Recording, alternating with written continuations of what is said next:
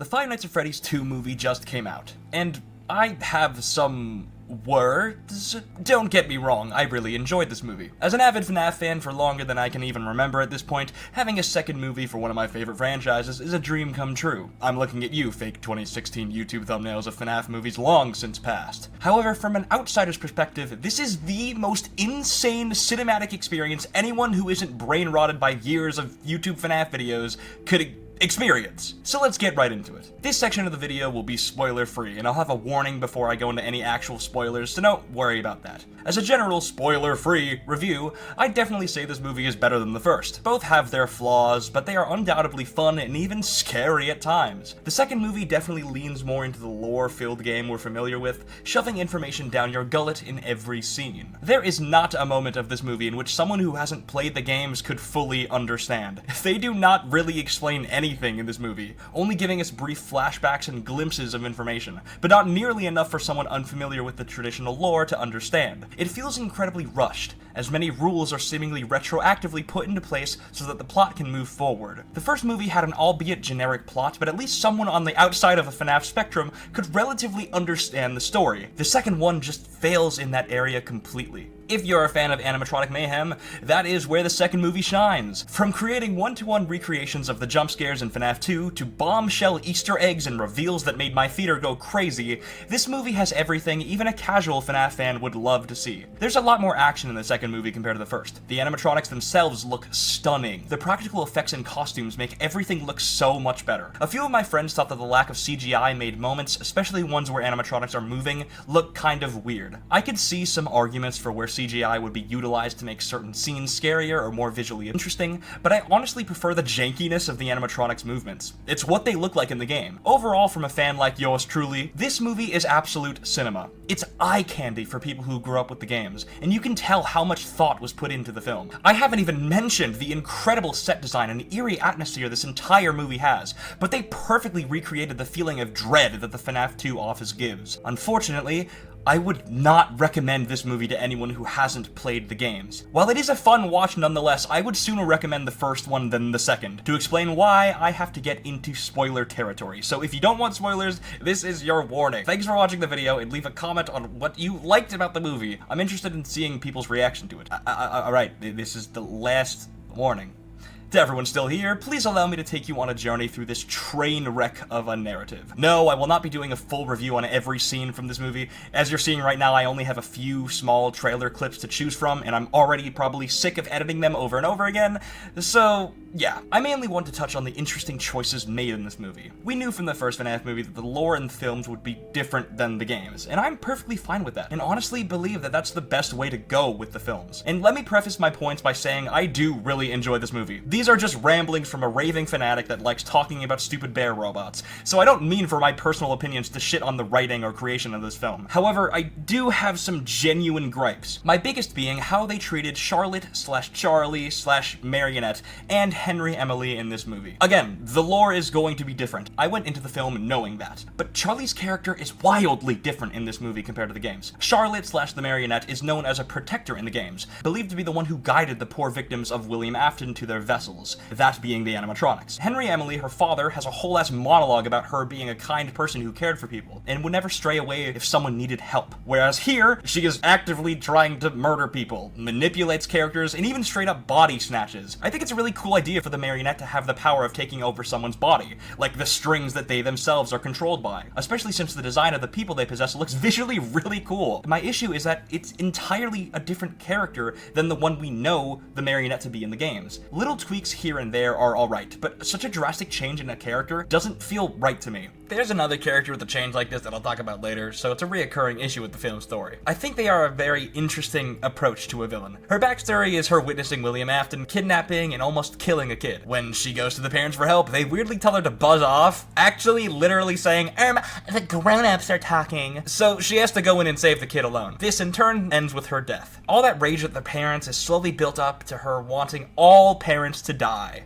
All of them? Every parent? We were so close to a compelling character, but it just doesn't hit the mark for me. Not even mentioning how absolutely insane it is that the parents in her backstory didn't react to not only her telling them a child was kidnapped, but also they didn't react when she fell down lifeless after being stabbed. They took a really interesting character and half-baked the backstory. As for her father, Henry Emily, they never say his name. I was in a loud theater of FNAF fans, so please forgive me if I'm wrong, but I was really listening well. I genuinely do not think they name-dropped Henry once in this entire film. Josh Hutcherson, who plays Mike Schmidt, but I'm just gonna call him Josh Hutcherson because I think it's funny, visits Henry at his house to try and figure out what's going on with the marionette. But they don't say his name. You're just supposed to know who that character is. Now, as a FNAF fan, that is easy, but like I said before, from the outside, there is no way you could know who that character is, and he's arguably one of the most important characters in the franchise. Speaking of people who they never name, Abby, Josh Hutcherson's sister, has a friend in school who never gets named. I'm like 80% sure this is somehow supposed to be Gregory. If they are Gregory, then that means Monty confirmed for the FNAF movie 3. We are so back. My second issue is the big bad of this movie, Michael Afton. Yes, Josh Hutcherson's character, Mike, is completely different than Michael Afton. I'm pretty sure in the games they're actually the same character, Michael Afton just using the alias Mike Schmidt to dig for clues on his father. Anyways, my theater had the biggest reaction seeing him, as he too is incredibly important to the lore, being the person you play as for most of the games. As with Charlotte and Marionette, they completely changed Michael Afton's character in this film. He is the complete opposite of who we know him as in the games.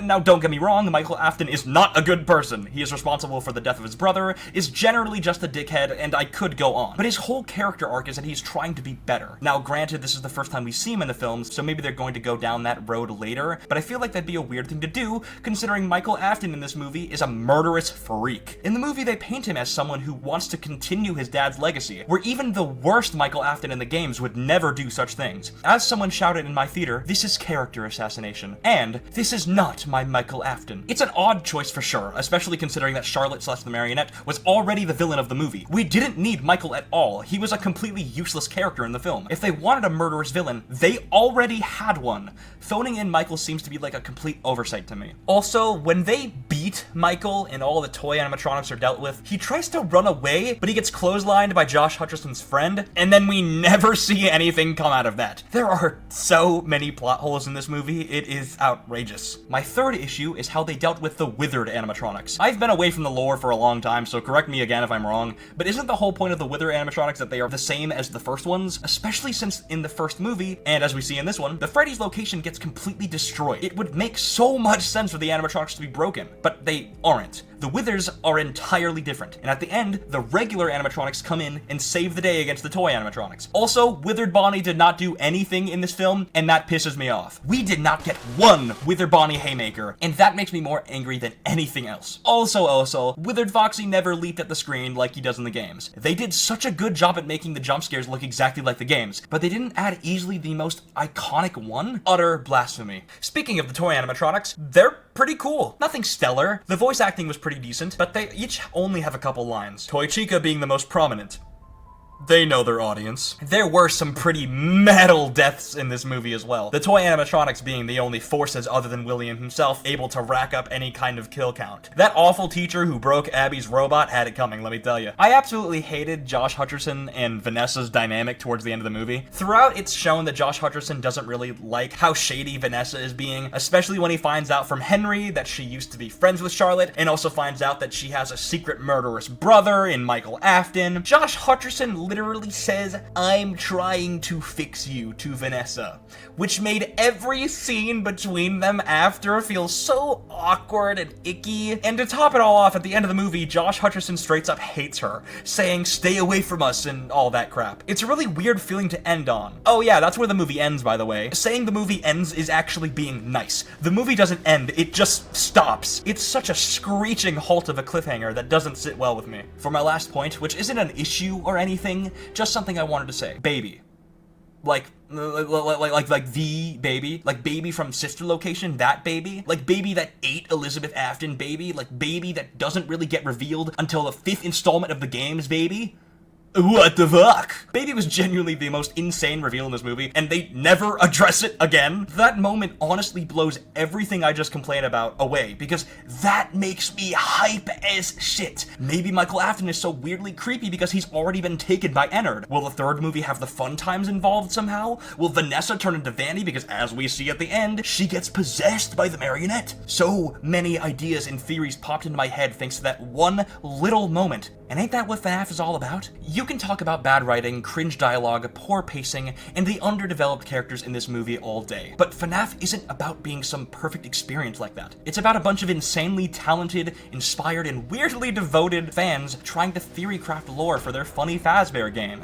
And it's a beautiful thing. With that, I'd like to thank you all for watching. If you like this video, you'll probably like my other ones as well. I play FNAF sometimes, it's a real riot. Please leave your opinion on the film, my hot takes, and even your own theories if you have them in the comments. I always read them. Also, while you're down there, if you want to like and subscribe, I very much appreciate it. Thank you for watching, and I'll see you all later. Just like I saw Shadow Bonnie, you didn't invade my eyes, you ghostly son of a bitch. Richard Basket, representation, let's go. Okay, how do I say that?